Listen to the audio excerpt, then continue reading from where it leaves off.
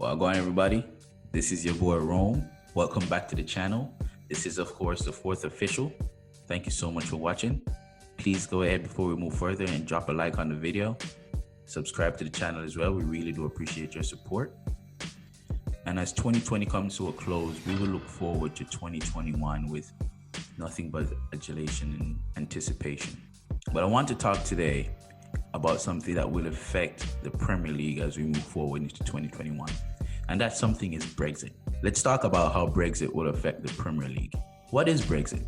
Well, Brexit is a referendum that was voted upon in 2016 by a small majority in England to remove the British community out of the European Union. So you might be asking, so what does this have to do with football? Well, first you have to understand what the European Union is. And it's a political and economic union that comprises of European states that allows free movement between the countries, kind of like a single market movement, where they trade goods, services, and labor. And so think back to what I said about Brexit and what the small majority, I think it was 52 to 48, voted in 2016 for the British to leave the European Union, hence the word Brexit, which is British exit. But before we go any further, let's take a second to note the big irony in this case, where we have England, the original colonizers, who are looking to exit the European Union, claiming they don't want foreigners in their land anymore. Wow. And so on January 1st, England will begin their hard exit out of the European Union. And then you might be asking, what does that have to do with football? I thought this was a football channel. What's going on?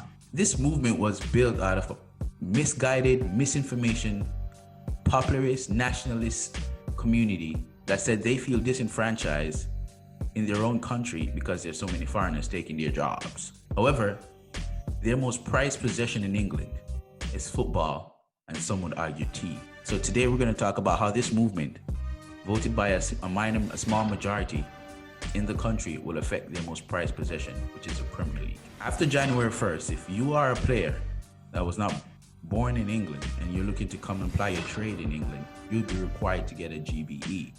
The GBE is a governing body endorsement which gives you the ability to get a work visa in the country. So where the issue comes into play is the parameters to getting this work visa. If you're a player over 21 years old and you're from a country and is ranked in the top 50 by FIFA, and you've played for that country in the past 24 months, 70% of the games, then you automatically get a GBE. Also, if you play for any one of the leagues that are considered a band one in Europe, which means that's the Bundesliga, La Liga, Serie A, and Liga in France. But before we go any further, let's take a side note here, just to mention that they consider Ligue 1 band one, bro. Ligue 1, the French fucking league, brother. Bunch of farmers, them, you know, man. So let's talk about the effects of you being from a country that is not ranked in the top 50 in FIFA, but yet you're still looking to play in England, or clubs in England are looking for you to play for them. Your chances of getting into England and playing in England and plying your trade in England has just vastly diminished. We can say goodbye to the future Raul Jimenez. We can say goodbye to the future Ruben Neves of the world, the Sander Bergs of the world, the Minamino of the world, the Bruno fucking Fernandes of the world. Ballers who have came into the league and took the league by storm and make the league what it is today, which is global and stretched towards the world for different viewers. Why? Because these men are from leagues that are not necessarily band one.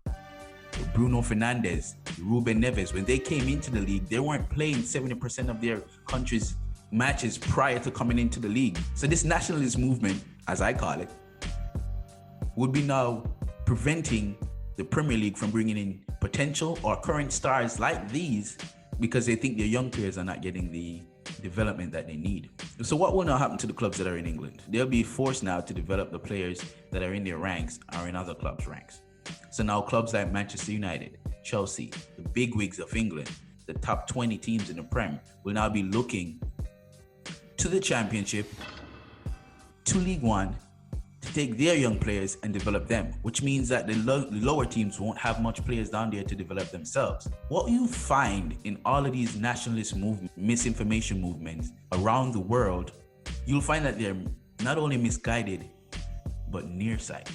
Because they haven't thought about the effects it would have on clubs like Norwich, Wolves, Brentford, who have made a model, a successful model that is, of bringing in young, unknown players all across Europe, in some cases across the world, to build their team upon just so that they could challenge the bigger teams. The Premier League is the Premier League because the lower teams are so good when it compares to the bigger teams. No one watches La Liga because they know Barcelona and Real Madrid is going to be winning it. No one watches Juventus League because they know Juventus will be winning it. They watch the Premier League because they know at any given day, Aston Villa, a team who almost got relegated last season, could beat the champions, a team who won the league by 30-something points, 7-2.